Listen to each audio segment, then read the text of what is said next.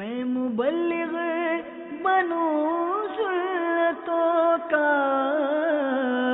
خوب چرچا کروں سنتوں کا، ہو کرم بہر خاک مدینہ۔ الحمدللہ رب العالمین، والصلاة والسلام علی سید المرسلین، اما بعد فاعوذ باللہ من الشیطان الرجیم، بسم اللہ الرحمن الرحیم، الصلاة والسلام علیک یا رسول اللہ وعلى آلك وأصحابك يا حبيب الله، الصلاة والسلام عليك يا نبي الله وعلى آلك وأصحابك يا نور الله۔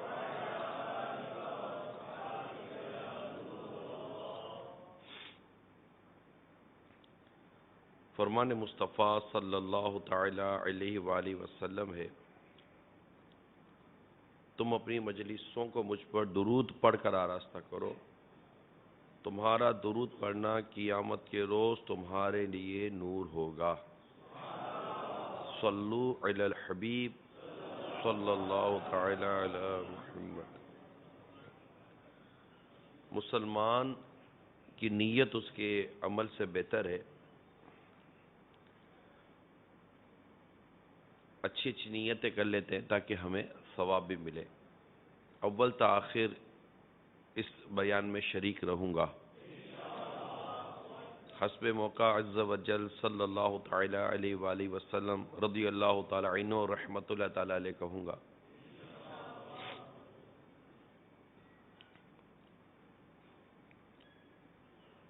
عمل کرنے کی بھی نیت کر لیجئے۔ میں بھی نیت کرتا ہوں الہ کلمۃ الحق، یعنی اللہ تعالیٰ کا کلمہ بلند کروں گا، نیکی کی دعوت دوں گا، برائی سے منع کروں گا۔ دعوت اسلامی کے جملہ مدنی کام بشمول مدنی قافلہ اور مدنی انعامات وغیرہ کی رغبت بھی دلاؤں گا۔ صلو علی الحبیب صلی اللہ تعالی علی محمد۔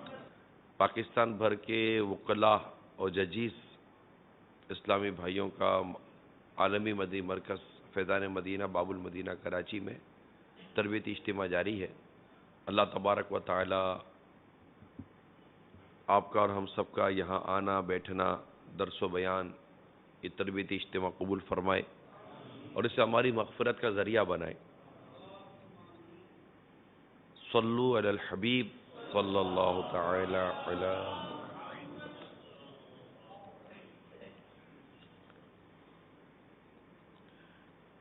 وکلاء اور ججیز جو ہوتے ہیں، ان کی اہمیت کس قدر سمجھ میں آتی ہے، اس پر ایک مختصر سا واقعہ بیان کرتا ہوں کہ ایک گورنر نے حضرت سیدنا عمر بن عبدالعزیز علیہ رحمت اللہ العزیز کی خدمت میں خط لکھا کہ ہمارا شہر خستہ حال ہو چکا ہے، عمارتیں ٹوٹ پھوٹ کا شکار ہو گئی ہیں، اگر امیر المومنین کی اجازت ہو تو کچھ رقم مخصوص کر کے اس کی اثر نو تعمیر اور مرمت کر لی جائے۔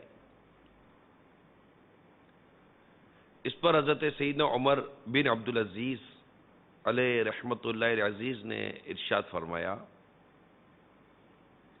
تم اپنے شہر کو عدل کا قلعہ بناؤ اور اس کے راستوں کو ظلم سے پاک کرو، یہی اس کی تعمیر و مرمت ہے۔ یقیناً عدل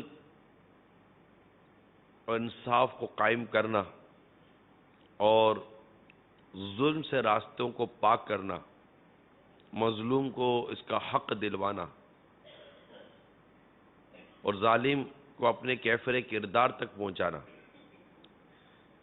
یہ وہ خاص امور ہیں جو ججیز اور وکلا کے دائرہ کار میں آتے ہیں کہ مظلوم انصاف پائے اور ظالم اپنے کیفر کردار تک پہنچے، معاشرے میں عدل و انصاف عام ہو،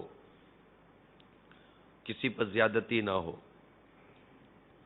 جھوٹ کو جھوٹ اور سچ کو سچ ثابت کیا جائے، یہ ساری چیزیں اس فیلڈ میں آتی ہیں اور اس میں لوگوں کی دعائیں بھی ہیں، مظلوموں کی بد دعائیں بھی لگ سکتی ہیں۔ ظالم تو اب ظالم ہی ہے، بلکہ ظالم کی مدد کا بھی حدیث پاک میں ارشاد آیا، مظلوم کی مدد کا بھی حدیث میں ارشاد آیا ہے اور ظالم کی مدد کا بھی حدیث پاک میں ارشاد آیا ہے۔ ظالم کی مدد کیسے کی جائے گی؟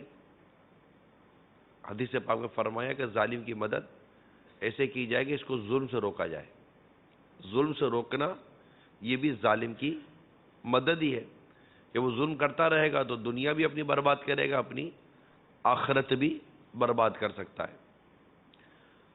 تو یوں یہ ایک شعبہ ہے وکلا اور ججیز کا جس میں یہ ان کی اہمیت ہے، اور یہ اتنا اہم شعبہ ہے، اور ہمارے ماضی کو اگر ہم دیکھتے ہیں، ماضی کے واقعات کو دیکھتے ہیں، تو اس کے حوالے سے ہمارے بزرگوں میں اتنا خوف خدا پایا جاتا تھا، اتنی اس کے معاملے میں حساسیت، جس کو سینسٹیویٹی آپ کہیں گے، وہ پائی جاتی تھی کہ حضرت سیدنا اسماعیل بن اسحاق جو قاضی تھے، جسٹس، فرماتے ہیں کہ حضرت سیدنا عافیہ بن یزید کوفی قاضی رحمۃ اللہ تعالی علیہ خلیفہ مہدی کی جانب سے مدینۃ السلام، یہ اس وقت بغداد معلیٰ، عراق بغداد معلیٰ کو مدینۃ السلام بھی کہا جاتا تھا،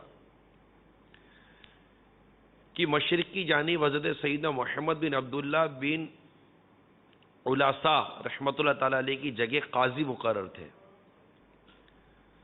آپ عالم ہونے کے ساتھ ساتھ زاہد بھی تھے۔ زاہد دنیا جو ترک کرنے والے ہوتے ہیں، تارک و دنیا کو زاہد کہتے ہیں۔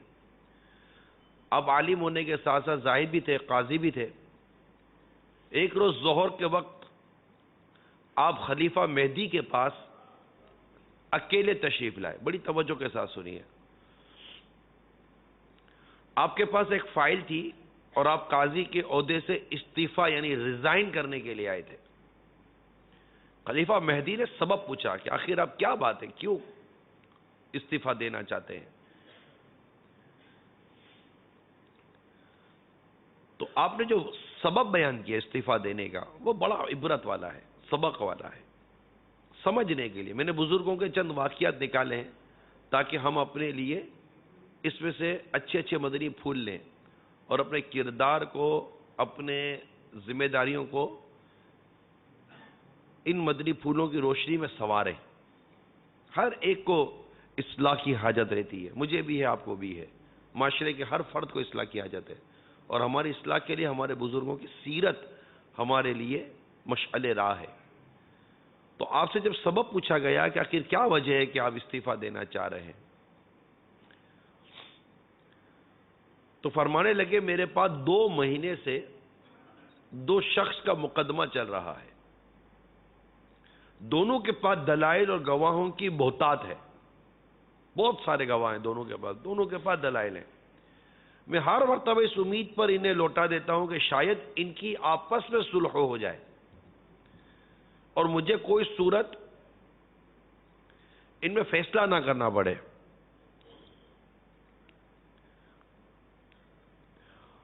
اور مجھے سمجھ آ جائے کہ کیا فیصلہ ہونا چاہیے۔ ان 2 شخصوں میں سے ایک نے کیا کیا کہ اس کو علم ہو گیا کہ مجھے کھجور بہت پسند ہے، کھجور مجھے بہت پسند ہے.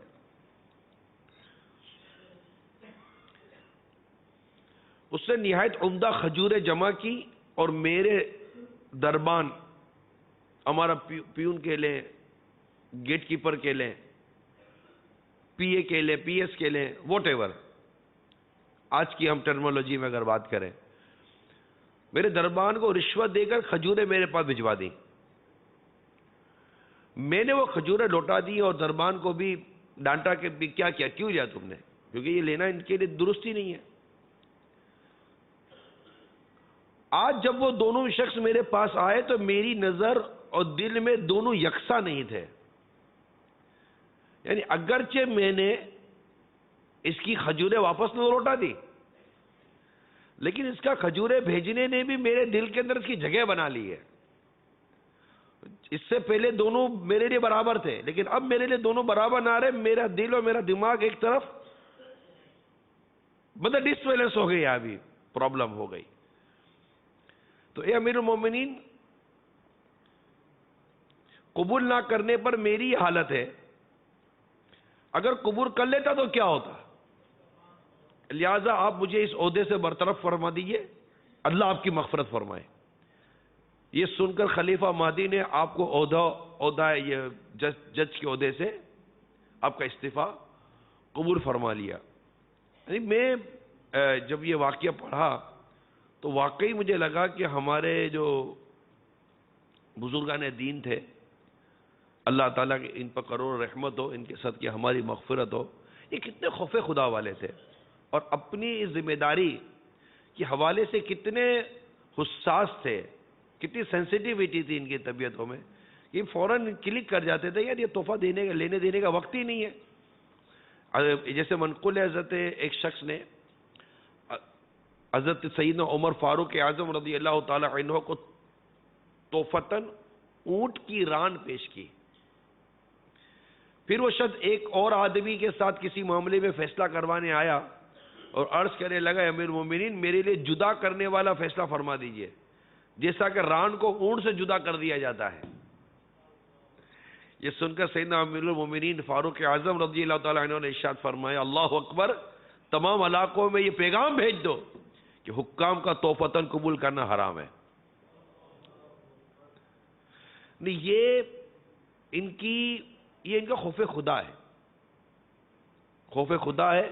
اور کئی صورتوں میں اسی پر فتویٰ بھی ہے کہ تحفہ کب رشوت بنتا ہے. ہر ایک تحفہ نہیں رہتا. تحفہ بعض صورتوں میں رشوت بن جاتا ہے کہ تحفہ جس سے لیا جاتا ہے اس کے لیے ہمارے دل میں جگہ بنتی ہے. پھر جب ہم اس کے لیے کوئی مقدمہ کرنے جائیں گے، فیصلہ کرنے جائیں گے، اس کے لیے کوئی دلائل قائم کرنے کے لیے جائیں گے، تو ایک تو نارمل سی بات ہوتی ہے کہ سچ سچ ہے، جھوٹ جھوٹ ہے، لیکن ایک وقت ہوتا ہے کہ اسے تحفہ نہ لیا جائے. ایون کہ اگر قاضی کی عدالت میں بیٹے کا مقدمہ ہے تو اب قاضی کو چاہیے کہ اپنے بیٹے سے بھی تحفہ وصول نہ کرے، ورنہ وہ فیصلہ کرنے میں وہ اس کے لیے مطلب کہ مسئلہ ہو جائے گا، کیونکہ عدل کے تقاضے پورے کرنے نا. ایک قاضی کے بارے میں نے پڑھا تھا، بڑے ہمارے بزرگوں کے واقعات بیان کر رہا ہوں میں آپ کو، کہ وہ قاضی اور ان کے جو بیٹے تھے، ان کے اور دوستوں کے درمیان لڑائی ہو گئی تھی. جب لڑائی ہو گئی تب کھانے پر بیٹھے تھے. اب قاضی صاحب بھی بیٹھے، ان کے بیٹے بھی بیٹھے ہوئے. کھاتے کھاتے بیٹے نے کہا کہ ابو ایک بات ہے، اب تو قاضی ہیں، ایک مشورہ تو دیں. کیا بیٹا، کیا مشورہ چاہیے؟ کہ میری فلاں جگہ پر دو سے لڑائی ہو گئی ہے، اور یوں بات ہوئی تھی، اس نے یوں کیا، میں نے یوں کیا، پھر میں نے یوں کیا، اس نے یوں کیا.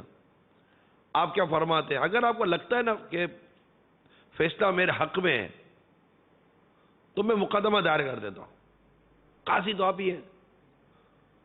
آپ کیا فرماتے ہیں؟ کہ بیٹا فوراً مقدمہ دائر کر دو. مقدمہ داخل کیا گیا، دونوں فریق جمع ہوئے، قاضی صاحب نے دونوں کے وہ دلائل سنے اور فیصلہ بیٹے کے خلاف دے دیا. بیٹے کو بڑی حیرت ہوئی کہ باپ نے بڑا عجیب کام کیا میرے ساتھ. میں تو پوچھ کر مقدمہ ڈالا تھا کہ ابو مطلب کہ اگر میرے فیور میں فیصلہ ہے تو میں ڈال دوں ورنہ میں رہنے دوں. تو جب سارا وہ معاملہ ختم ہو گیا کیسز وغیرہ, تو بیٹے نے باپ سے پوچھا ابو یہ کیا آپ نے, مجھے پہلے ہی منع کر دیتے اگر کیس میرے فیور میں نہیں تھا تو. تو ابو نے کہا, والد صاحب نے کہا, قاضی تھے, کہا بیٹا میں نے تو کیس سن کے سمجھ گیا تھا کہ کیس تیرے فیور میں نہیں ہے, مگر اگر تو نے تو میرے سامنے مقدمہ رکھ دیا تھا نا, اب تو مجھے بیٹا مظلوم کو انصاف دلانا تھا کہ تو نے ظلم کیا تھا. کیس تو میرے سامنے آ ہی گیا تھا کہ مظلوم کون ہے ظالم کون ہے, تو اب تو مجھے بیٹا مظلوم کو انصاف دلانا تھا, اور تو میرے سامنے بیٹا نہیں تھا, ظالم تھا, مجرم تھا. تو یہ ہمارے بزرگوں کا یہ عالم تھا. جیسے میں نے شروع میں آپ کو بیان کیا نا کہ شہر کی خستہ حالی اور شہر کی درستی جو ہے نا, خستہ حالی ختم ہونا, درستی, یہ عدل و انصاف کے قیام پر ہے کہ شہر میں عدل ہو, انصاف ہو, اور ظلم سے وہ جگہ پاک ہو. تو الحمدللہ یہاں مدینہ کہ ویسے بھی اللہ تعالیٰ کے پیارے حبیب صلی اللہ تعالیٰ علیہ وسلم کی ایک طویل ایک حدیث ہے. اس حدیث میں یہ بات بھی ہے کہ اگر فیصلے قرآن اور حدیث کے, اسلام و قرآن اور اللہ کے حکم کے مطابق نہ ہو تو لوگوں میں خون ریزی پھیلے گی. لوگوں میں جو خون ریزی پھیلے, یہ 1400 برس پرانی سے پہلے کی بات ہے کہ سرکار صلی اللہ تعالیٰ علیہ وسلم نے یہ خبر دی ہے ہم کو کہ جس قوم میں شریعت کے مطابق, اسلام کے مطابق, قرآن کے مطابق فیصلے نہیں ہوں گے, ان قوموں میں خون ریزی پھیلے گی, قتل و غارت گری پھیلے گی. اس کا سبب لکھا ہے علماء نے, اس کا سبب لکھا ہے. اس کا سبب یہ ہے کہ جب مقتول کے ورثاء کو اس کا حق نہیں ملے گا تو وہ انتقام کی آگ میں جلیں گے اور قاتل سے بدلہ لیں گے. پھر وہ قاتل سے بدلہ لیں گے نا کہ ہم کو انصاف نہیں ملا. جب وہ قاتل سے بدلہ لیں گے تو اس کو قتل کریں گے. مقتول کے ورثاء یا مقتول کے احباب جب وہ اس کو قتل کریں گے تو جب قاتل کو باہر قتل کر دیا جائے گا تو اب اس کے جو ورثاء ہوں گے یا اس کے جو لوگ ہوں گے وہ اب ان مقتول کے ورثاء کو قتل کریں گے. یوں انتقام اور بدلے کی آگ اس قدر معاشرے میں بھڑک اٹھے گی جیسا آج ہم دیکھتے بھی ہیں. قتل و غارت گری, ہم لوگ کہتے ہیں اس کا حل دو. حل تو حدیثوں میں موجود ہے, حل تو شریعت اور اسلام و دین میں موجود ہے.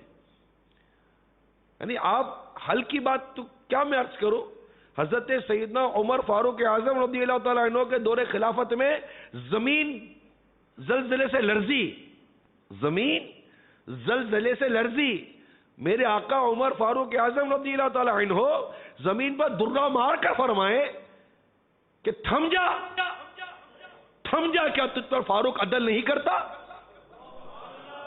تھم جا, کیا تجھ پر فاروق عدل نہیں کرتا؟ یہ سنتے ہی زمین تھم گئی. زمین سنتے ہی تھم گئی نا کہ فاروق اعظم رضی اللہ تعالیٰ عنہ کی دربار سے تو عدل تقسیم ہوتا تھا, انصاف بٹتا تھا.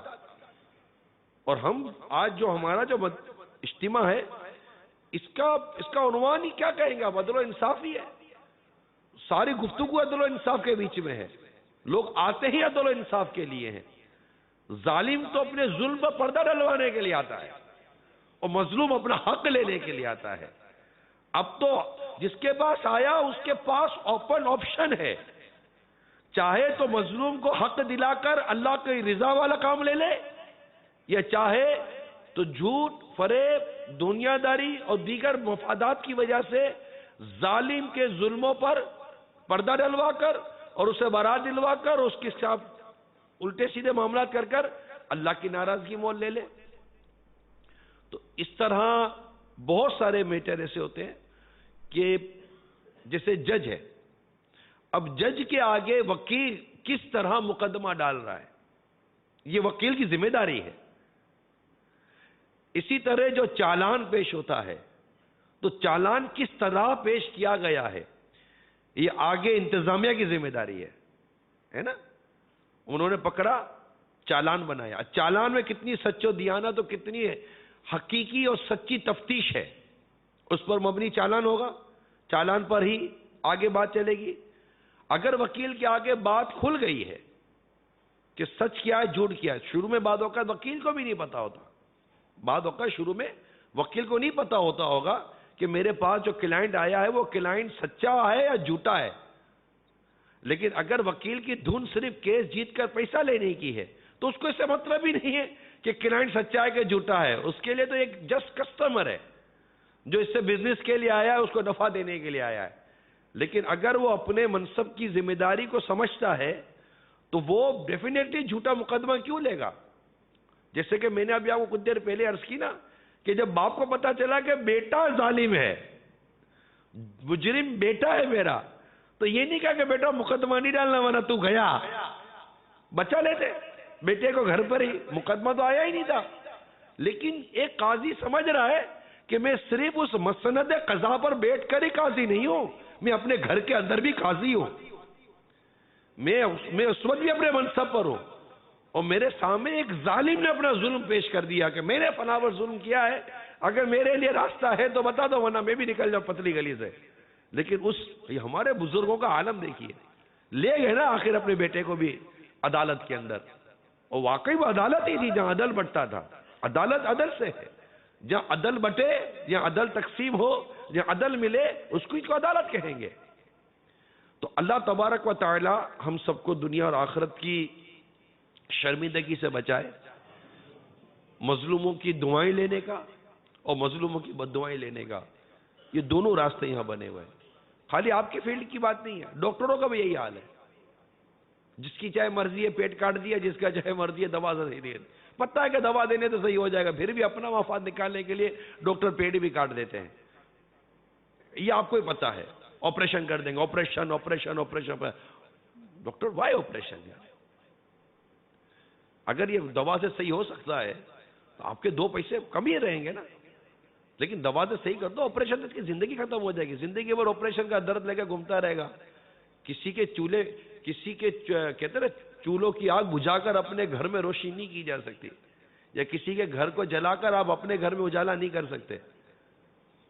تو یہ ججمنٹ ہے، ہاں اگر کہیں ججمنٹ ہی غلط ہو گئی ہے، انٹینشنلی نہیں ہوئی ہے، بائی مسٹیک ہو گئی ہے، وہ ایک الگ، وہ میٹر ہی الگ ہو جائے گا۔ لیکن یہاں پر چونکہ ہمارا معاملہ ہی بڑا عجیب ہے، اس لیے میں نے چند بزرگوں کے واقعات آپ کے سامنے رکھے ہیں، اور ان کا خوف خدا ہونا، اس کے چند اسباب ہوتے ہیں، انشاءاللہ وہ اسباب میں آخر میں بیان کروں گا کہ ہمارے دل میں بھی اسی طرح خوف خدا پیدا، ہمیں ڈرتے ہیں۔ آقا مدینہ صلی اللہ تعالی علیہ وآلہ وسلم نے ارشاد فرمایا، جو شخص 10 آدمیوں پر بھی نگران ہو، قیامت کے روز اسے اس طرح لایا جائے گا کہ اس کا ہاتھ اس کی گردن سے بندھا ہوا ہوگا۔ اب یا تو عدل اس کو چھڑائے گا یا اس کا ظلم اسے عذاب میں مبتلا کرے گا۔ اب یہ حدیث پاک بیان کی، مفسر شہیر حکیم الامت مفتی احمد یار خان علیہ رحمت الحنان اس حدیث پاک کے تحت لکھتے ہیں، یہاں سردار سے مراد وہ سردار ہے جو خواہش نفس کے لیے بخوشی اور باکوشش سردار بنے، یعنی ایسے سردار اگرچہ 10 آدمیوں کے افسر ہوں مگر قیامت میں توق با گردن آئیں گے، ان کی گردن میں توق ہوگا، پھر آگے حساب کے بعد یہ توق اتر جائے یا لازم ہو جائے، عادل تھے رہائی پائیں گے، ظالم تو پکڑ میں آ جائیں گے۔ تو عدل یہ ان کو چھڑائے گا اور ظلم انہیں پھنسوا دے گا۔ تو عدل اور ظلم، انصاف، یہ سارے معاملات، یہ سارے تقاضے یہ ساتھ ساتھ چل رہے ہوتے ہیں۔ جو اپنے آپ کو ان سے بچانے میں کامیاب ہو گیا، جو پھنس گیا وہ پھنس گیا۔ سرکار صلی اللہ تعالی علیہ وآلہ وسلم نے ارشاد فرمایا، انصاف کرنے والے قاضی پر قیامت کے روز ایک ساتھ ایسی آئے گی کہ وہ تمنا کرے گا کاش وہ آدمیوں کے درمیان ایک کھجور کے بارے میں بھی فیصلہ نہ کرتا۔ پرسش، پوچھ گچھ، اس کا خوف، اس کا ڈر، یہ سب سے امپورٹنٹ ہے، جو مطالعے سے جو پتہ چلتا ہے کہ آخر کیا سبب ہے کہ ہمارے اسلاف، ہمارے بزرگان دین رحمہم اللہ المبین اس قدر ان چیزوں سے ڈرتے تھے، اس قدر ان چیزوں کا ان کے اندر خوف ہوا کرتا تھا۔ آج بدقسمتی یہ ہے کہ ہمارے دلوں میں اس طرح کے خوف ختم ہو گئے۔ ہمارے پرابلم یہ ہمارا، کیونکہ ہم پرابلم پر آتے ہیں کہ دیکھا یہ جاتا ہے، اب جیسے میں جھوٹ پر بیان کروں تو میرا گمان یہ کہ جھوٹا جانتا کہ میں جھوٹ بول رہا ہوں۔ میں رشوت پر بیان کروں، عموماً لینے والا جانتا ہے کہ میں رشوت لے رہا ہوں۔ خیانت پر بیان کروں، عموماً جانتا ہے بندہ کہ میں خیانت کر رہا ہوں۔ دھوکے پر بیان کروں، عموماً بندہ جانتا ہے کہ میں دھوکہ دے رہا ہوں۔ مطلب یہ اپنے آپ سے آدمی سچ بولے اسی میں عافیت ہے۔ وہ اپنے جھوٹ کو جانتا ہے، یعنی وہ اس کو پتا ہے کہ یہ پتہ نہ چل جائے کسی کو، وہ اس چیز سے ڈرتا ہے نا۔ پیسہ لے گا تو بتا دے گا کہ کسی کو پتہ نہ چلے۔ بھائی جب تم اپنی مزدوری لے رہے ہو، اپنا حق لے رہے ہو، تو کسی کو پتہ چلنے سے کیوں ڈر رہے ہو؟ لوگوں میں اپنی بات آنے پر کیوں ڈر رہے ہو؟ کیا اتنے نیک ہیں ہم لوگ کہ ہم اپنی نیکی کر کے چھپانے والے ہیں؟ کیا کسی کو میری نیکی کا پتہ نہ چل جائے، کسی کو میری شرافت کا، دیانتداری کا پتہ نہ چل جائے؟ اللہ کرے کہ ایسی نیکی اور پرہیزگاری والی سوچ ہماری بن جائے کہ ہم نیکی کریں اور چھپائیں۔ یہاں بندہ نیکی کر کے کب چھپاتا ہے؟ یہاں تو بندہ غلطی کرتا ہے تو چھپاتا ہے۔ یار غلطی لوگوں میں ظاہر ہو جائے گی تو میرا مطلب کہ معاملہ ڈسٹرب ہو جائے گا، میں برباد ہو جاؤں گا۔ تو میں کافی سوچتا رہا ریئلی کہ کیا بات کی جائے۔ تو پھر میں نے ایک مضمون پڑھا کتاب میں، مکاشفۃ القلوب میں ایک مضمون پڑھا۔ اب یہ مضمون پڑھنے کے بعد ذہن یہ بنا کہ اگر یہ مضمون اللہ کی رحمت سے بیان کیا جائے، اللہ تعالی ہمارے کہنے سننے میں تاثیر عطا فرمائے اور یہ مضمون ہمارے دل کی گہرائیوں میں اتر جائے اور اس کا احساس پیدا ہو جائے جو میں بیان کرنے جا رہا ہوں، تو خواہ بندہ کسی فیلڈ میں بھی ہو، مذہبی فیلڈ میں بھی ہے یا کسی اور پروفیشن کے اندر ہے، اللہ کی رحمت شامل حال رہی تو وہ اپنی زندگی کو اللہ اور اس کے رسول کی رضا کے مطابق ڈھالنے پر اس کا ذہن بن جائے گا۔ کیونکہ جو مضمون میں بیان کرنے جا رہا ہوں اس طرف ہماری توجہ نہیں ہے۔ ہماری توجہ مال کمانے پر، ہماری توجہ اسٹیٹس بنانے پر، ہماری توجہ گاڑی بنگلہ بنانے پر ہے، ہماری توجہ یہیں پر اسی دنیا میں جس میں ہم جی رہے ہیں جائیدادیں بنانے پر ہے، دولت بنانے پر ہے، منصب بنانے پر ہے، اپنا نام بنانے پر، اپنا منصب بنانے پر ہے، چار آدمی اپنی پوزیشن بنانے پر ہے، واٹ ایور۔ مختلف لوگوں کے مختلف نظریات، مختلف اس کی سوچیں ہوتی ہیں، لیکن جو اس وقت مضمون آپ کے سامنے بیان کیا جانے والا ہے اس طرف ہماری توجہ آئے، اور اس طرف اگر ہماری توجہ آئے گی تو انشاءاللہ تبارک و تعالی امید ہے کہ ہمارے انداز اور ہمارے کردار میں تبدیلی بھی آئے گی۔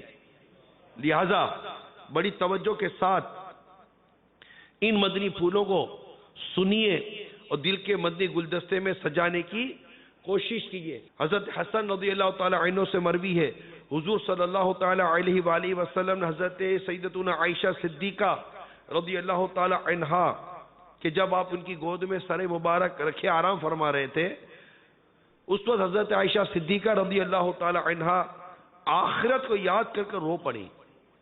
ہماری امی جان ام المومنین سیدتنا عائشہ صدیقہ رضی اللہ تعالی عنہا آخرت کو یاد کر کے رو پڑی اور ان کے آنسو سرکار مدینہ صلی اللہ تعالی علیہ وآلہ وسلم کے چہرہ انور پر گر پڑے۔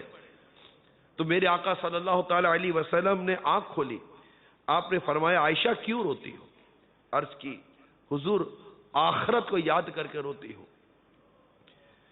کیا لوگ قیامت کے دن اپنے گھر والوں کو یاد کریں گے؟ میرے آقا صلی اللہ تعالی علیہ وآلہ وسلم نے ارشاد فرمایا با خدا تین جگہوں پر لوگوں کو اپنے سوا کچھ یاد نہیں ہوگا۔ نمبر ایک، جب میزان عدل رکھا جائے گا اور اعمال تولے جائیں گے، لوگ سب کچھ بھول کر یہ دیکھیں گے کہ ان کی نیکیاں کم ہوتی ہیں یا زیادہ، اور وہاں عدل ہی ہونا ہے، اور اللہ تبارک و تعالیٰ کی رحمت ہوئی تو بچ جائیں گے۔ اور یاد رکھیے میزان عمل کے نگران حضرت آدم علیہ السلام ہے، تو میزان عدل رکھا جائے گا اور اعمال تولے جائیں گے، لوگ سب کچھ بھول جائیں گے، یہ دیکھیں گے کہ ان کی نیکیاں کم ہوتی ہیں یا زیادہ۔ نامہ اعمال نمبر 2، نامہ اعمال دیے جانے کے وقت یہ سوچیں گے کہ دائیں ہاتھ میں ملتا ہے یا بائیں ہاتھ میں.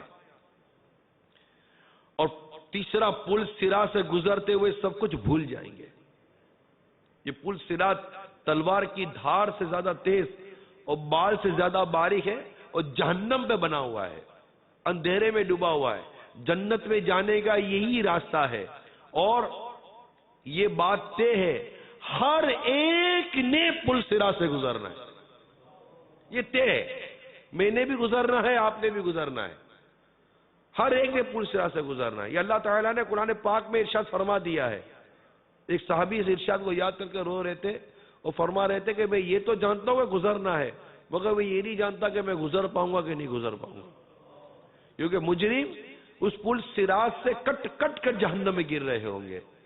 اس پر بڑے بڑے آنکڑے لگے ہوئے ہیں جو مجرموں کو پکڑ پکڑ کے جہنم کی آگ میں گرا رہے ہوں گے. آتے تصور کریں، آخرت کا تصور ہے نا.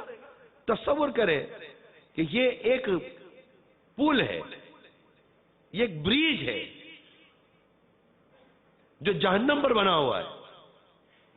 آج ہم نارملی طور پر بریج پل بنے ہوتے ایک پہاڑ سے دوسرے پہاڑ کے بیچ میں، اور نیچے اتنی بڑی کھائی اور دریا اور سمندر بہ رہا ہوتا ہے، اور کوئی بولے گا یار یہاں سے گزر، اور یہ تھوڑا سا وائبریٹ کرے گا، تھوڑا سا ہلے گا، سانسیں بند ہو جائیں گی، سانسیں اٹک کی رہ جائیں گی. اب کیا بنے گا میرا، اب کیا بنے گا میرا.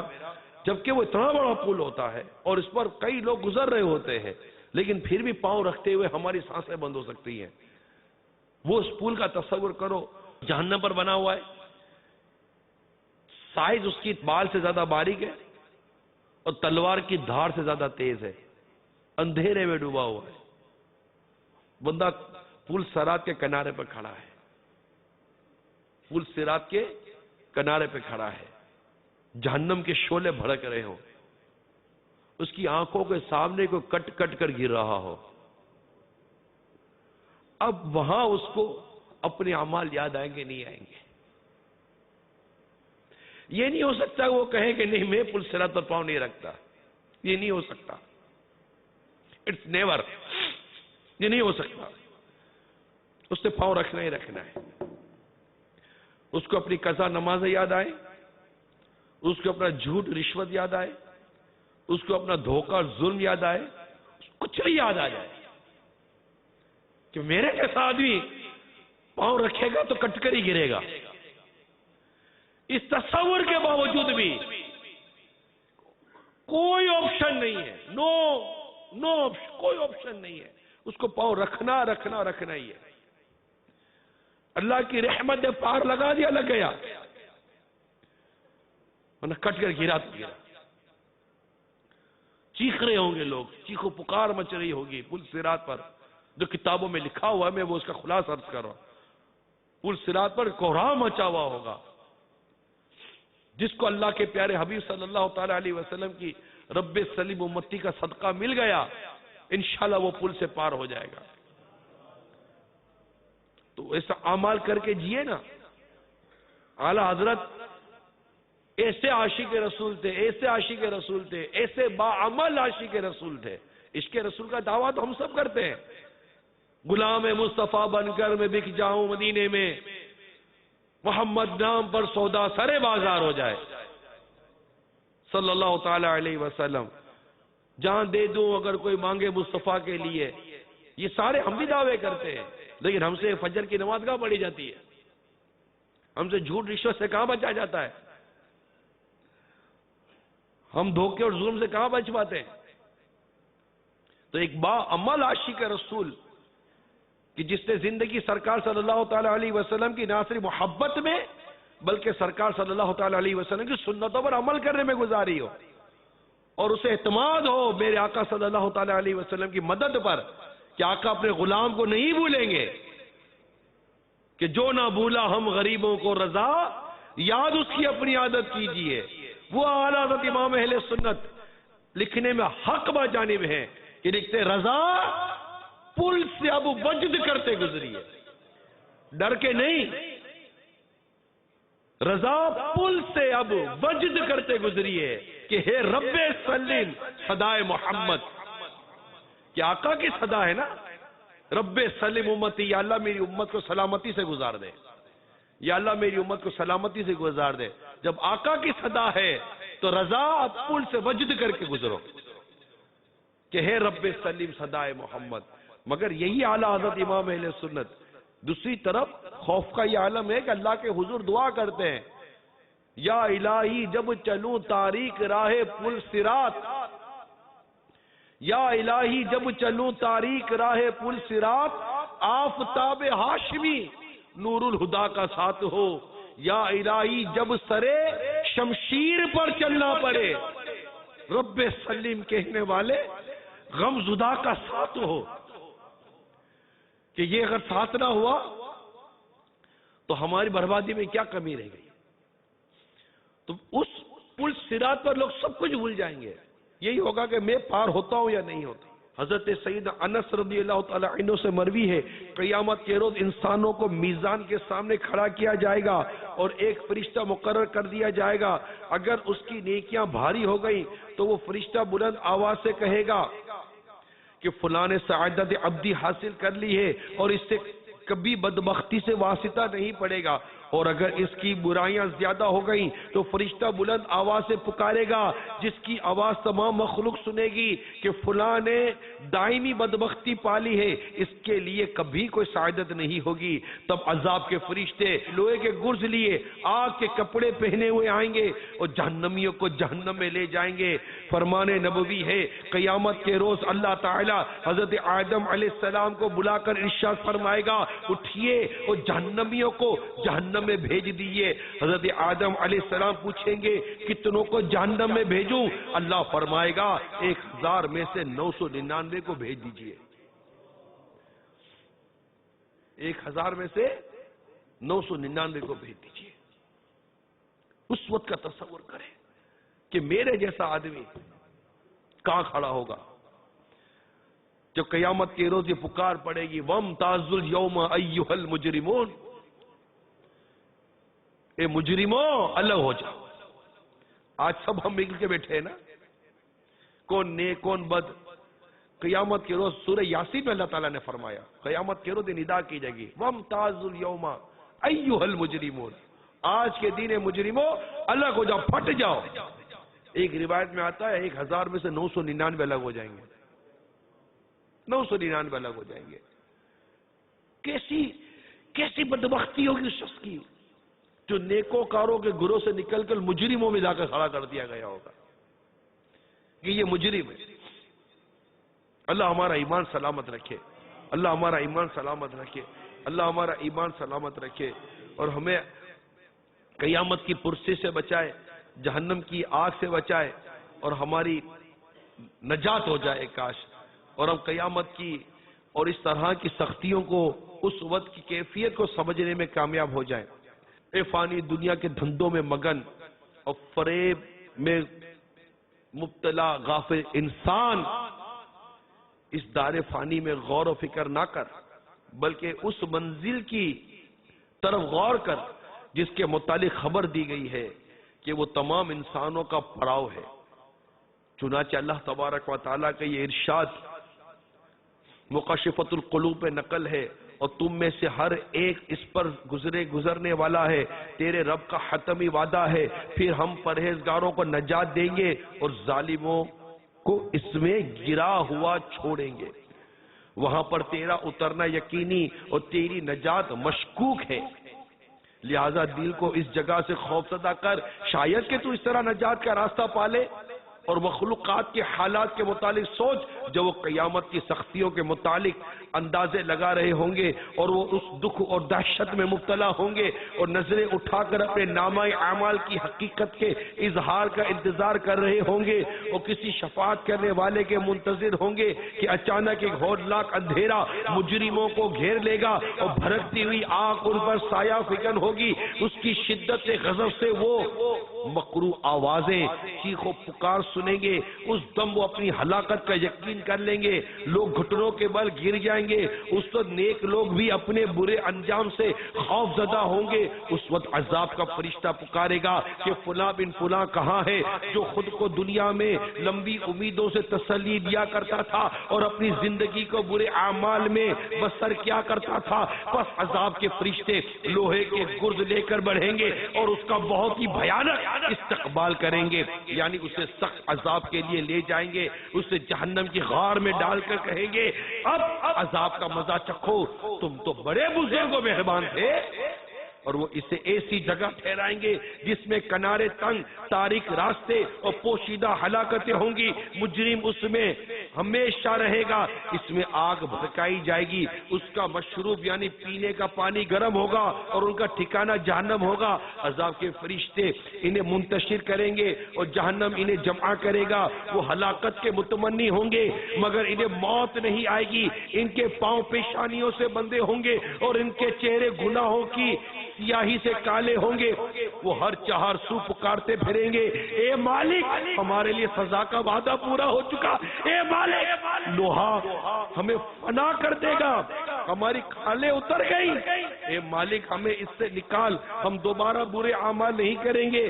عذاب کے فرشتے جواب میں کہیں گے اس وقت تمہیں تمہارا افسوس امن فراہم نہیں کرے گا اور تم اس ذلت کی جگہ سے کبھی نہیں نکل سکو گے، اس میں رہو اور کوئی دوسری بات نہ کرو۔ اگر تم اس سے نکال بھی دیے گئے تو تم وہی کچھ کرو گے تو پہلے کیا کرتے تھے۔ تو وہ نا امید ہو جائیں گے اور اپنے گناہوں پر انتہائی پریشانی کا اظہار کریں گے، مگر انہیں ندامت نہیں بچائے گی اور نہ ہی ان کا عذاب افسوس دور کر سکے گا، بلکہ وہ باندھ کر منہ کے بل نیچے ڈال دیے جائیں گے اور ان کے اوپر نیچے دائیں بائیں آگ ہوگی اور سراپا غر کے آتش ہوں گے۔ ان کا کھانا پینا بستر لباس سب کچھ آگ کا ہوگا، وہ آگ کے شعلوں میں لپٹے ہوں گے۔ جہنم کے قطران کا لباس اور لوہے کے ڈنڈے ان کی سزا کے لیے ہوں گے اور زنجیروں کی گراں باری تنگی کی وجہ سے آواز پیدا کر رہی ہوگی۔ وہ جہنم کی گہرائیوں میں شکست خوردگی کے ساتھ مبتلا ہو رہے ہوں گے، اس کی آگ میں سخت پریشان ہوں گے۔ آگ انہیں ایسا ابال دے گی جیسے ہانڈیوں میں ابال آتا ہے اور وہ گریہ وہ زاری کریں گے، موت کو بلائیں گے۔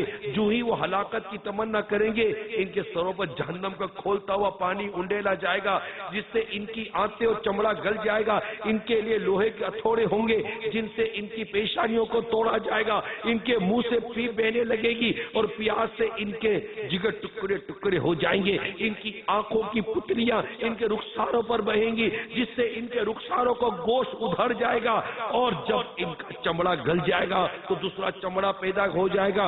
ان کی ہڈیاں گوشت سے خالی ہوں گی، ان کی روح کا رشتہ رگوں سے قائم ہوگا، جو جسم سے لپٹی ہوئی ہوں گی وہ آگ کی گرمی سے پھولی ہوں گی اور وہ اس وقت موت کی تمنا کریں گے مگر انہیں موت نہیں آئے گی۔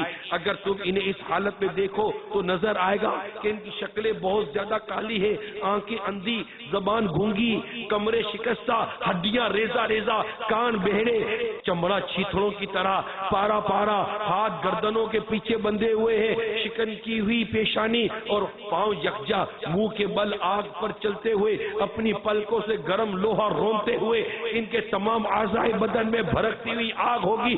جہنم کے سانپ اور بچھو ان کے جسم پر چمٹے ہوئے ہوں گے۔ تو یہ مناظر دیکھ کر تمہاری کیا حالت ہوگی؟ اب ذرا ان کے ہولناک عذاب کی تفصیل بھی سنو اور جہنم کی وادیوں اور گھاٹیوں کے سلسلے پر تھوڑا غور کرو۔ پیارے آقا صلی اللہ تعالی علیہ وآلہ وسلم نے ارشاد فرمایا جہنم میں 70,000 وادیاں ہیں، ہر وادی میں 70,000 گھاٹیاں ہیں، ہر گھاٹی میں 70,000 سانپ اور 70,000 بچھو ہیں۔ کافر و منافقوں کو ان تمام جگہوں میں جانا ہوگا۔ مولا علی کرم اللہ تعالی وجہ الکریم نے ارشاد فرمایا، سرکار صلی اللہ تعالی علیہ وسلم نے ارشاد فرمایا وادی حزن یا حزن کی گھاٹی سے پناہ مانگو۔ پوچھا گیا حضور وہ کیا ہے؟ آپ نے فرمایا وہ جہنم کی ایک ایسی وادی ہے جس سے ہر روز جہنمی 70 مرتبہ پناہ مانگتا ہے۔ یہ وادی اللہ تعالی نے ریاکار قاریوں کے لیے تیار کی ہے۔ میٹھے میٹھے اسلامی بھائیوں، مدنی چینل کے ناظرین، اللہ تعالی ہمارا ایمان سلامت رکھے۔ خدا نہ خواستہ گناہوں کی وجہ سے، جھوٹ کی وجہ سے، نماز قضا کرنے کی وجہ سے، ظلم کی وجہ سے، دیگر گناہوں کی وجہ سے، اللہ نہ کرے، اللہ نہ کرے، اللہ نہ کرے ہمارا ایمان برباد ہو گیا، اللہ تبارک و تعالی ناراض ہو گیا، اس کے پیارے حبیب روٹھ گئے، یقین مانیے تباہی تباہی ہے، بربادی بربادی ہے۔ یہ جہنم کی وسعت، اس کی وادیوں کی گھاٹیاں زندگی کے نشیب و فراز اور خواہشات نفسانی کی تعداد کے برابر ہیں، اور جہنم کے دروازے انسانی جسم کے ان اعضاء کی تعداد کے برابر ہے جن سے انسان جرائم کا ارتکاب کرتا ہے۔ وہ ایک دوسرے کے اوپر ہے، اوپر والا جہنم، پھر سقر، پھر لظا، پھر حطمہ، پھر سعیر، پھر جحیم، اور سب سے نیچے حاویہ ہے۔ ذرا حاویہ کی گہرائی کا تصور کرو، جس قدر انسان کی شہوات نفسانی گہری ہوگی، اسی قدر اسے حاویہ کی گہرائی میں ٹھکانہ ملے گا، اور جسے انسان کی ہر امید ایک دوسری بڑی امید پر ختم ہوتی ہے، اسی طرح حاویہ کی ایک گہرائی دوسری گہرائی پہ جا کر ختم ہوتی ہے۔ حضرت ابو ہریرہ رضی اللہ تعالی عنہ سے مروی ہے، ہم نے ایک دھماکے کی آواز سنی، سرکار صلی اللہ تعالی علیہ وسلم نے فرمایا جانتے ہو یہ کیا ہے؟ ہم نے کہا اللہ اور اس کا رسول خوب جانتے ہیں۔ آپ نے ارشاد فرمایا 70 سال پہلے جہنم کے کنارے سے پتھر لڑکایا گیا تھا، 70 سال پہلے جہنم کے کنارے سے پتھر لڑکایا گیا تھا، جو اب اس کی گہرائی میں پہنچا ہے۔ اللہ تعالیٰ ہمیں جہنم کی آگ سے محفوظ فرمائے، ہمیں جہنم کی آگ سے محفوظ فرمائے، ہمیں جہنم کی عذاب سے بچائے، ہمیں جہنم کی آگ سے بچائے۔ اب جہنم کے درجات پر غور کیجئے، بے شک آخرت اپنے طبقات اور خصائص کے اعتبار سے بہت عظیم ہے، جسے دنیا میں لوگوں کے مختلف درجات ہیں، اسی طرح جہنم میں بھی مختلف درجات ہوں گے۔ جو گناہوں کا عادی اور سخت نافرمان ہوگا وہ آگ میں غرق ہوگا، اور معمولی طور پر گناہ کرنے والا ایک محدود حد تک جلے گا۔ اسی طرح آگ بھی گناہگار کے گناہوں کے مطابق عذاب دے گی، کیونکہ اللہ تعالیٰ کسی پر ایک ذرہ کے برابر بھی ظلم نہیں فرماتا، لہذا ہر انسان کو ایک جیسا عذاب نہیں ہوگا، بلکہ گناہوں کی مقدار کے مطابق سزا ملے گی۔ مگر جہنم کا سب سے معمولی عذاب بھی اگر دنیا پر پیش کر دیا جائے تو اس کی گرمی اور حدت سے ساری دنیا جل کر بھسم ہو جائے۔ میرے آقا صلی اللہ تعالی علیہ وآلہ وسلم نے ارشاد فرمایا جہنم کا معمولی عذاب یہ ہوگا کہ دوزخی کو آگ کے جوتے پہنائے جائیں گے، جس کی گرمی سے اس کا دماغ کھولتا ہوگا۔ امام غزالی فرماتے ہیں اس معمولی عذاب سے اس بڑے عذاب کا اندازہ لگاؤ۔ اگر تمہیں آگ کے جلانے میں شبہ ہو تو اپنی انگلی اس دنیا کی آگ میں ڈال کر تو دیکھو، تمہیں پتہ چل جائے گا کہ آگ کیسے جلاتی ہے، جبکہ اس دنیاوی آگ کو جہنم کی آگ سے کوئی نسبت نہیں ہے۔ لیکن سوچو جب یہ آگ دنیا کے سخت ترین عذابوں میں شمار ہوتی ہے، دنیا میں کسی کو آگ میں ڈال دیا جائے، یہ سزا کتنی بڑی ہے۔ تو ذرا سوچو جب یہ آگ دنیا کی آگ سخت ترین عذابوں میں شمار ہوتی ہے تو اس آگ کا کیا عالم ہوگا۔ اگر جہنمی وہاں سے یعنی اس آگ سے، جہنم کی آگ سے دنیاوی آگ کو پالے تو خوشی سے دوڑتے ہوئے اس میں داخل ہو جائے، اسی میں اپنی نجات سمجھے۔ اتنا فرق ہے دنیا اور جہنم کی آگ میں۔ ایک جھوٹ بولنے والے ایک بار ذرا جلتی موم بتی پر انگلی رکھ کر دیکھ لے، کیا یہ آگ برداشت ہوتی ہے؟ اے ظلم کرنے والے، اے قتل کرنے والے، اے رشوت دینے والے، اے سود کھانے والے، ارے تو چولہا جلانے کے لیے بھی جاتا ہے نا تو ڈر کے جاتا ہے، ماچس بھی دور سے جلا کر چولہے پر پھینکتا ہے کہ کہیں آگ کا تھوڑا سا شعلہ بھی مجھ کو نہ لگ جائے، تو جلتی اگربتی سے ڈلتا ہے۔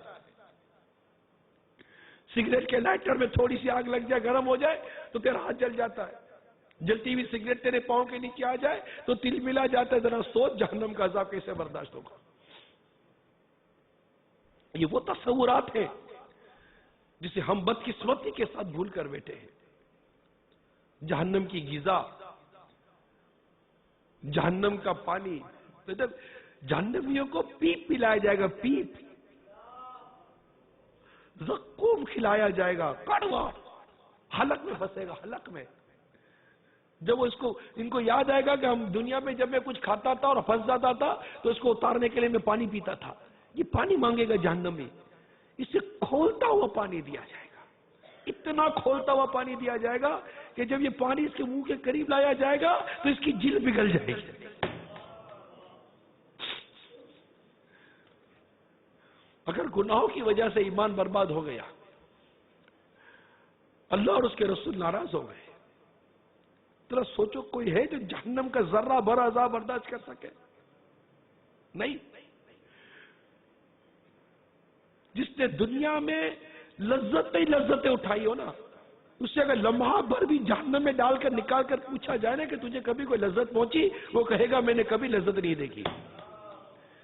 اور جسے دنیا میں دکھ پہنچے نا، دکھ پہنچے، اگر اسے لمحہ بھر بھی جنت میں ڈال کر پوچھا جائے نا کہ کیا تجھے کو دکھ پہنچا، کہے گا میں نے دکھ دیکھا ہی نہیں ہے۔ کیا ہم جھوٹ بول کر جہنم سے بچ سکیں گے؟ کہ دھوکہ دے کر جہنم سے بچ سکیں گے؟ کہ ظلم و ستم کر کے جہنم سے بچ سکیں گے؟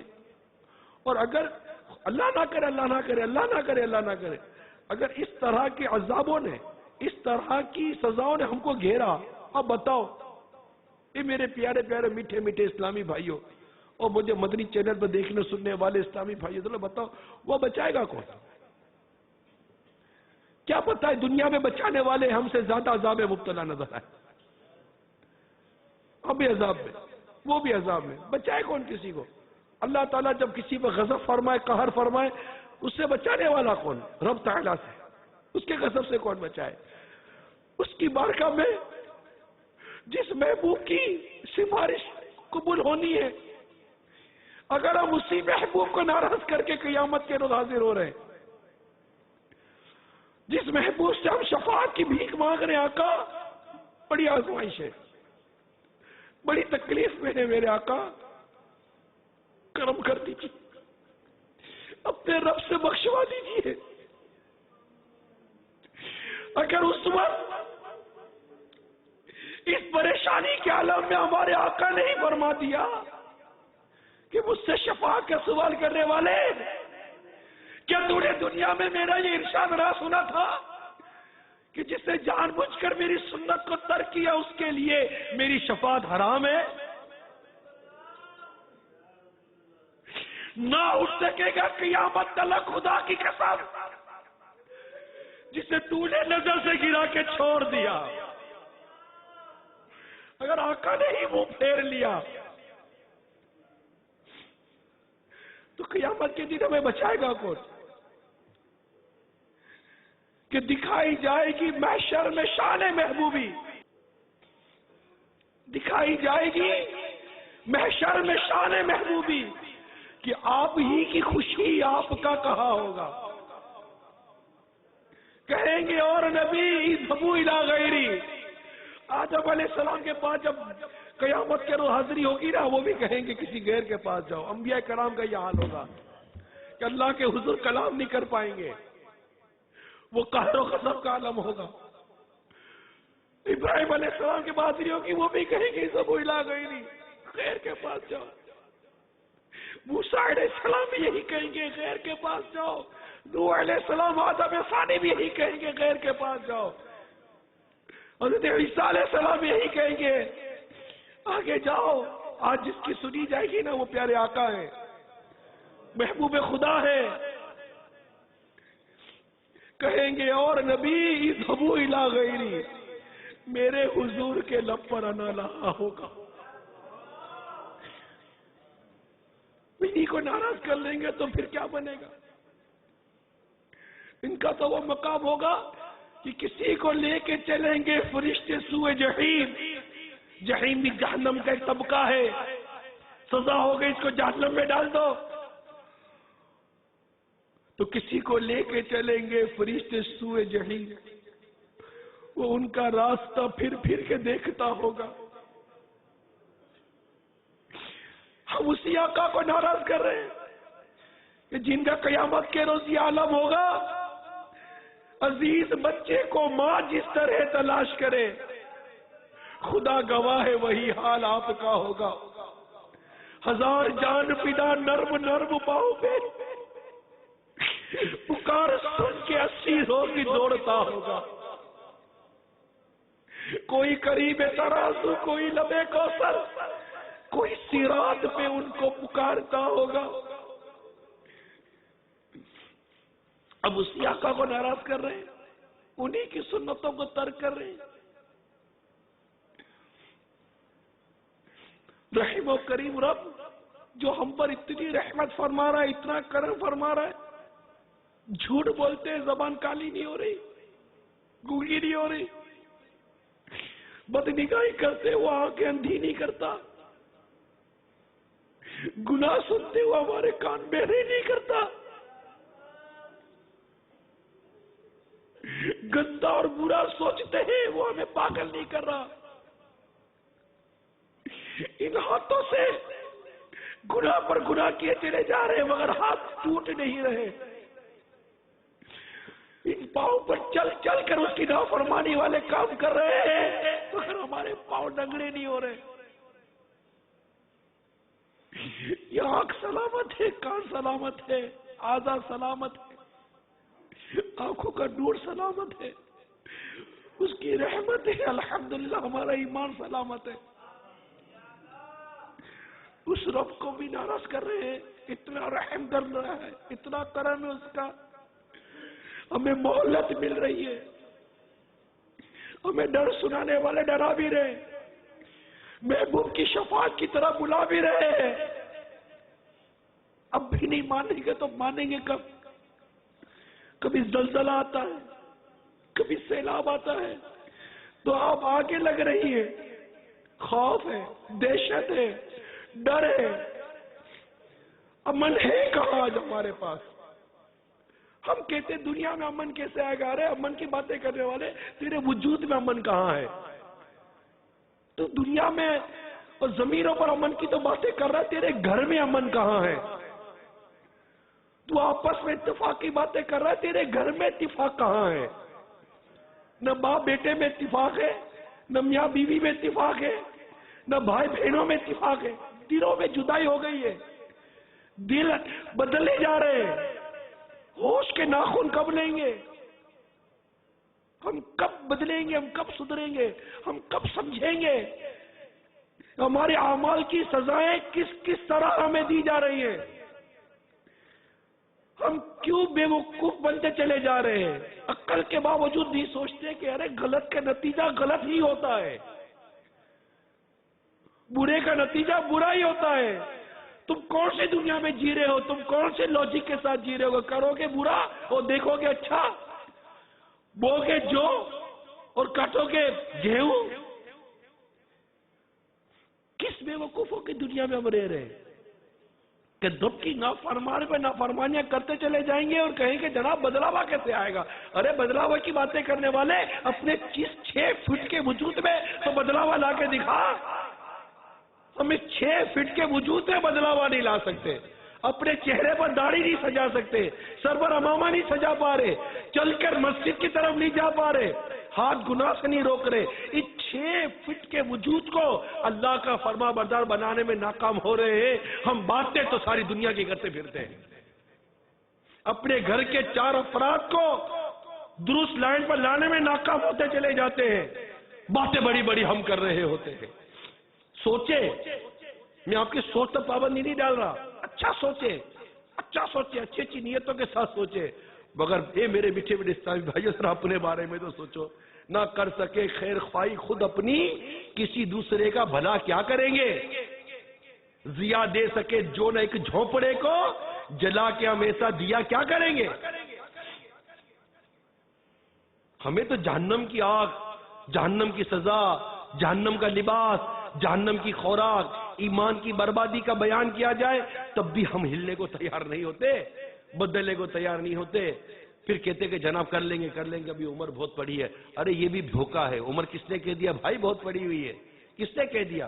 کون سانسیں گنتی کر کے لایا ہے؟ کس کو پتا کہ میری 1,00,000 1,50,000 سانسیں باقی ہیں، 1,000 2,000 3,000 سانسیں باقی ہیں؟ کیا پتا جتنی سانسیں تھیں اب چند سانسیں رہ گئی ہیں، سانس کی گنتی پوری ہوئی، سانس بند ہو گئی، ہم دنیا سے چلے گئے، ہمارے عہدے، ہماری جائیداد، ہمارے پلاٹ، ہمارے بنگلے، ہماری پلاننگ، ایوری تھنگ سب یہیں کے یہیں رہ جائے گا، قبر میں صرف ہم جائیں گے، ہمارے اعمال ہوں گے۔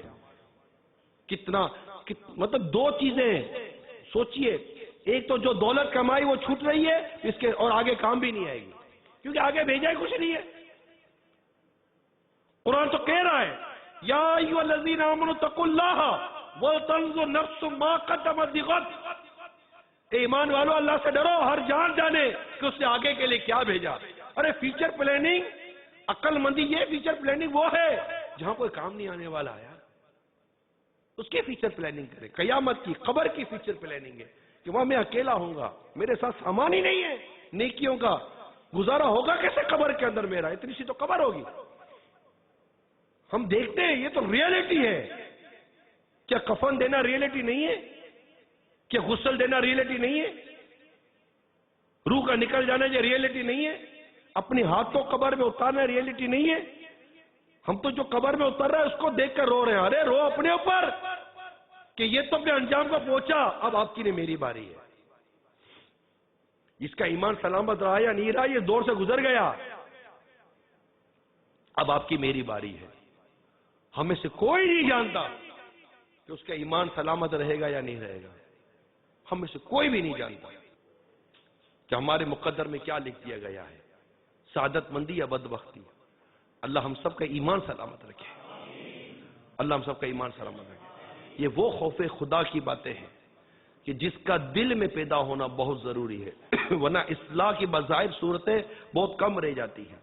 ہم چلے اس جنت کی طرف جو اللہ نے نیکوکاروں کے لیے تیار کی ہے، ہم قرآن کے اس حکم پر آئیں جو اللہ تعالیٰ بار بار فرماتا ہے الذین آمنوا وعملوا الصالحات، وہ جو ایمان لائے اور نیک اعمال کیے، وہ جو ایمان لائے نیک اعمال کیے، ورنہ خسارہ ہی خسارہ ہے۔ والعصر ان الانسان لفی خسر، عصر کی قسم انسان خسارے میں ہے، انسان نقصان میں ہے۔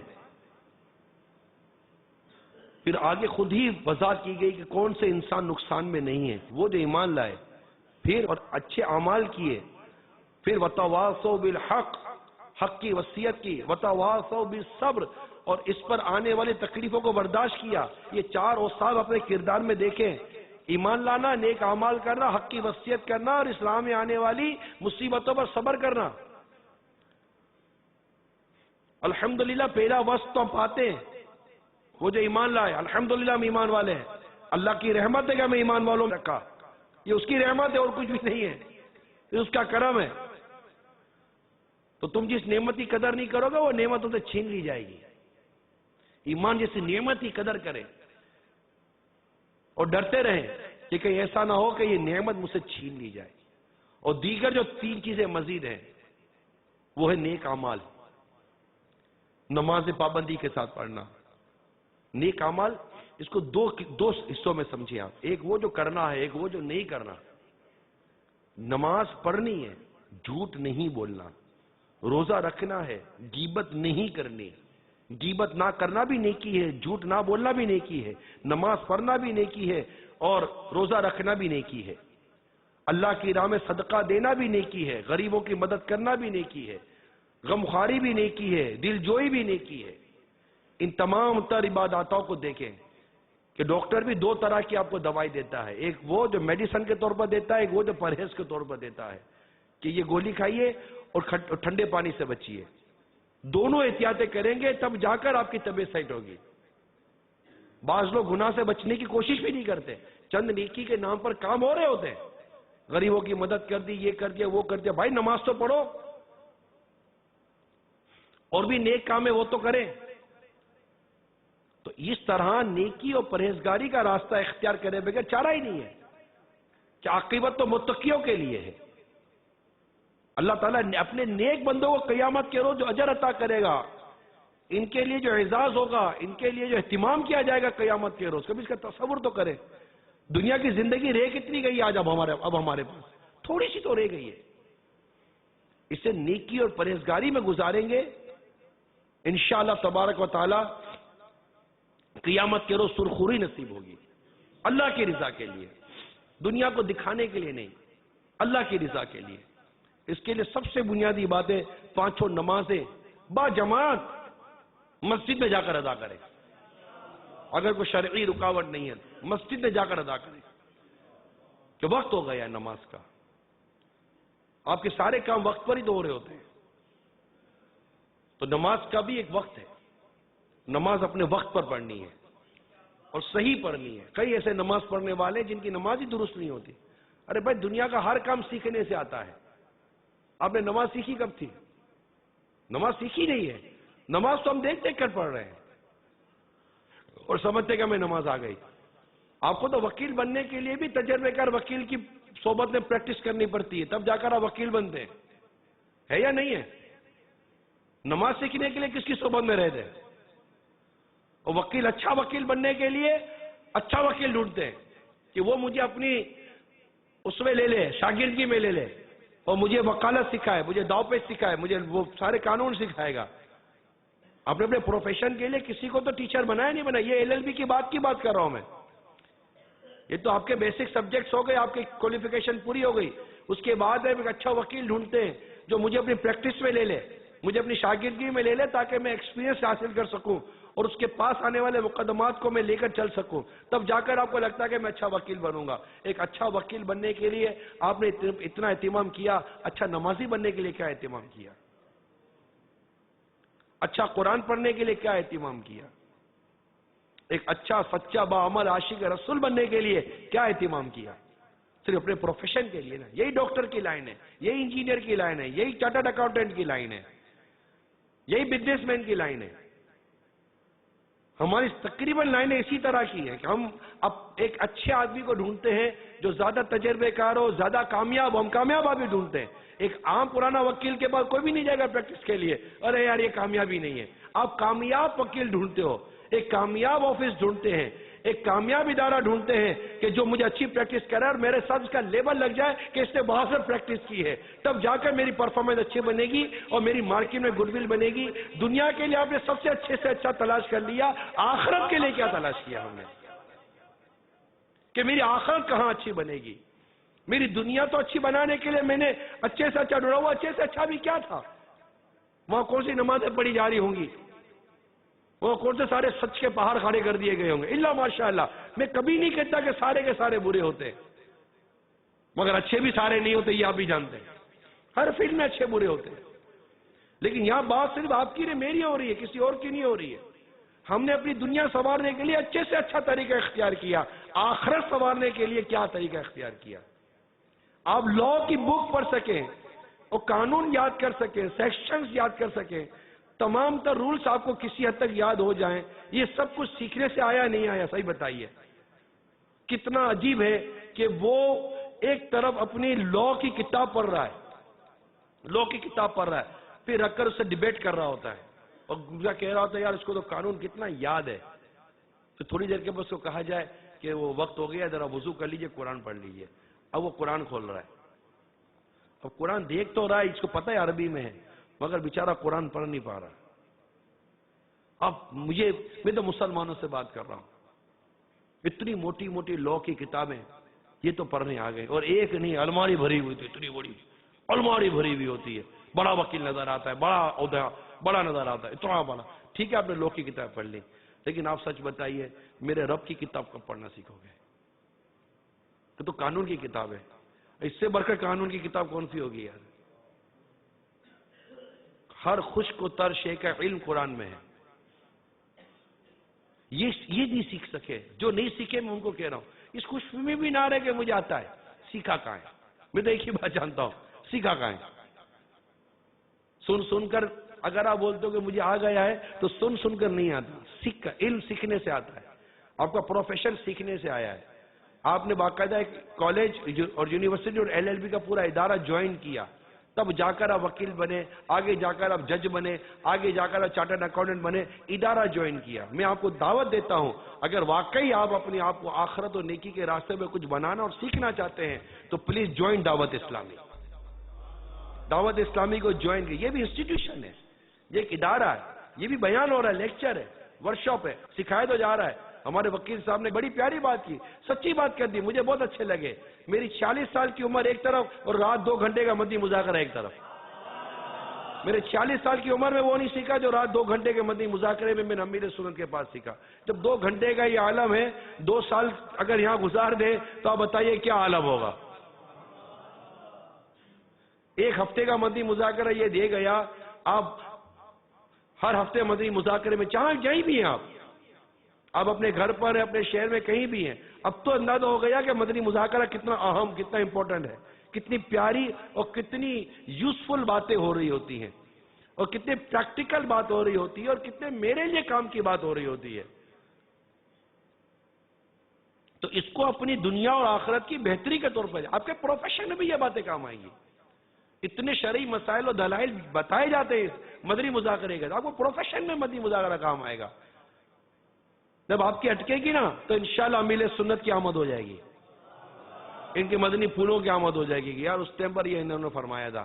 آپ کے لیے راستے کھلیں گے، سچ کے راستے کھلیں گے، حق کے راستے کھلیں گے، زہد و تقوی کے راستے کھلیں گے. کیونکہ اللہ کے نیک بندے یہ نیکی کا راستہ بتاتے، برائی کا راستہ نہیں بتاتے، بلکہ برائی کے راستے پر چلنے والے کو روک لیتے تو واپس آ جا. تو مدنی مذاکرہ ہر ہفتے دیکھنے کی مدنی التجا ہے، ہر ماہ مدنی قافلوں میں سفر کرنے کی مدنی التجا ہے. یہ آخرت کی تیاری کے لیے، دنیا کے لیے 20-20 سال، 25-25 سال، 40-40 سال، 50-50 سال، 60 سال، 70-70 سال دے دیے. اب دعوت اسلامی کی اس مبلغ کی دعوت کو بھی لبیک کہتے ہوئے کچھ عرصہ ہمیں بھی دے دیجئے کہ یار چلو دیکھتے ہیں. چلو دیکھنے کے نام پر ہی آ جائے. ہم بھی یہ چاہتے ہیں کہ دیکھ لیں، دیکھیں گے تو انشاءاللہ دیکھتے ہی رہ جائیں گے. مدنی قافلے، مدنی انعامات، ہفتہ وار اجتماعات، ہر ہفتے مدنی مذاکرہ، تو یوں انشاءاللہ مدنی کاموں میں رہیں گے. پھر دعوت اسلامی یہ خود اتنی بڑی تحریک ہے، اتنی بڑی دعوت اسلامی تحریک ہے، خود اس کے اپنے کتنے ایسے کام ہوتے ہیں جن میں ہم کو وکیلوں کی ضرورت پڑتی ہے. کتنے کام آ جاتے ہیں، اتنی بڑی تحریک ہے، اتنے شعبے ہیں، اتنی جگہیں لیتے ہیں، مسجدیں بنتی ہیں، مدرسے بنتے ہیں، بہت فیلڈ ہے دعوت اسلامی. آلموسٹ مور اور لیس 100 شعبے ہیں، 100 شعبے ہمارے. تو اس میں بھی ہمیں لیگل ایڈ کی تو ضرورت پڑتی ہے.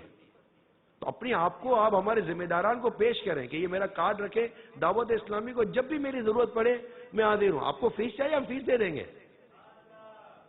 ثواب کے لیے چاہیے تو ثواب لے لیجئے گا کہ میں والنٹری دعوت اسلامی کے لیے اپنی خدمات پیش کرنے کے لیے تیار ہوں. گھنٹہ 1.5 گھنٹہ 2 گھنٹہ دعوت اسلامی کے لیے اپنی خدمات دے سکیں. کیا پتہ اللہ کسی کوشش قبول فرما لے. دوڑتا بھاگتا بیان کرتا اس کا عمل قبول ہوتا ہے کہ گھر بیٹھے مدنی کام میں ساتھ دینے والے کا عمل قبول ہو جاتا ہے. ہمیں کیا پتہ اللہ تعالیٰ کس کا عمل قبول فرماتا ہے. تو دعوت اسلامی یہ تبلیغ قرآن و سنت کی عالم کی غیر سیاسی تحریک ہے. اگر آپ دعوت اسلامی والوں کے پرسنل میٹر کا میں کچھ بھی نہیں کہتا، سمپل سی بات عرض کر رہا ہوں، ڈائریکٹ بات عرض کر رہا ہوں. پرسنل میٹر یہ الگ ٹاپک ہے، لیکن اگر تحریک کا، تنظیم کا، کسی بھی صوبے میں، علاقے میں، شہر میں، کنٹری وائڈ جو بھی میٹر اگر دعوت اسلامی کے پوائنٹ آف ویو پر آتا ہے اور دعوت اسلامی کا کوئی ذمہ دار دعوت اسلامی کا کوئی کام لے کر آتا ہے اور یہ ججمنٹ کرنا کوئی مشکل نہیں ہے کہ یہ کام اس کا پرسنل ہے، جائیداد کا ہے، خاندان کا ہے، کہ یہ کام دعوت اسلامی کا ہے. تو دعوت اسلامی کا جب بھی کوئی کام لے کر کوئی آئے، آپ اپنے آپ کو پیش کریں، میں حاضر ہوں.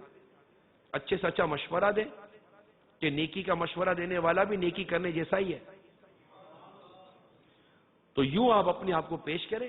ہمارے ذمہ داران کو اپنا کوئی بھی کارڈ وغیرہ دے دیں، نام دے دیں، اور اس کو اپنا یقین مانیں، اس کو اپنا آنر سمجھنا چاہیے کہ اگر میں زندگی میں کوئی دعوت اسلامی کے کام آ گیا تو کیا پتہ یہ نیکی میری بخشش کا ذریعہ بن جائے.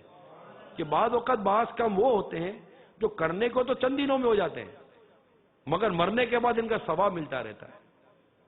وہ مسجد کی جگہ ہے، پرابلم میں آ گئی، کوئی ظلم کا شکار ہو رہی ہے اور آپ کی کوششوں سے وہ جگہ سیٹ ہو گئی، ظالم سے نجات مل گئی، اچھا لیگل کام ہو گیا، اب وہاں نمازیں پڑھی جا رہی ہیں، عبادت ہو رہی ہے، نیکی ہو رہی ہے. کیا پتا کہ یہ عبادت و نیکیوں کا ثواب مرنے کے بعد بھی مجھے ملتا رہے. جب امام صاحب دعا کرے یا اللہ اس مسجد کے بنانے، اس کو بچانے میں، اس کو آگے بڑھانے میں جنہوں نے بھی عمل اپنا کردار ادا کیا، اللہ اس کا بیڑا پار کر دے، اور ہم قبر میں اور ہمیں پتا اس دعا سے ہی عذاب دور ہو گیا. کیا عجب، یہ تو نظر رکھنی پڑتی ہے. آپ بھی تو چھوٹی موٹی چیزوں پر نظر رکھتے ہیں, یار اس کی نظر پڑ گئی, اس کی نظر پڑ گئی, جج صاحب کی نظر پڑ گئی, فلاں صاحب کی نظر پڑ گئی تو بیڑا پار ہو آیا. اب اللہ کے نیک بندے کی نظر پڑ گئی تو واقعی بیڑا پار ہو جائے گا کہ نگاہ ولی میں وہ تاثیر دیکھی, بدلتی ہزاروں کی تقدیر دیکھی. اللہ کرے کہ ہم دعوت اسلامی میں عملی طور پر آ جائیں گا, پروفیشنلی بھی آ جائیں. آپ کو دعوت ہے, آپ کی اپنی دعوت اسلامی ہے, اس کو جتنا آپ اپنے تعاون دے سکیں گے آپ کو اللہ نے چاہا تو ثواب ملے گا. اللہ تبارک و تعالی ہم سب کو عمل کرنے کی توفیق عطا فرمائے, قبر و آخرت بہتر بنانا اللہ تعالی ہمیں نصیب فرمائے.